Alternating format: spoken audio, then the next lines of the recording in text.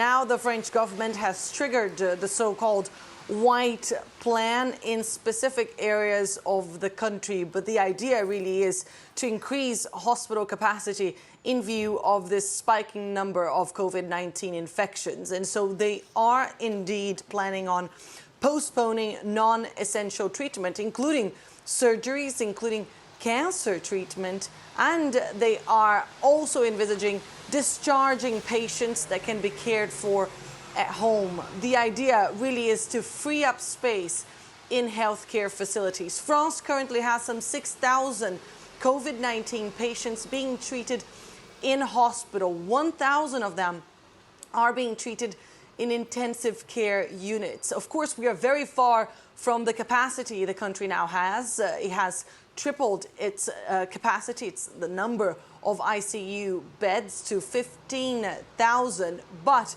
authorities say this is all about anticipating. This is all about making sure that they don't get to a stage where they have to choose which patients get treatment and which patients don't. Rosie.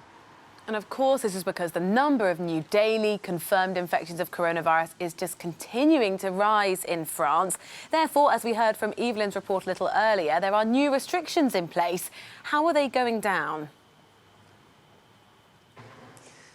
Once again, it depends where you are, Rosie. The government has adopted this strategy of imposing restrictions where the number of infections is rising rapidly, where the virus is spreading faster. Many people here in France, however, find it incomprehensible to have to submit to harsh measures once again, especially in view of the current economic situation in the country. But according to a poll released this weekend, a majority of the French actually support the administration of Emmanuel Macron and the decisions made by his health minister and by his prime minister. 72% of responders actually said they would even support a new total lockdown here in this country if it was for a limited period of time. For now, however, we are still seeing these localized measures adopted in different parts of the country where authorities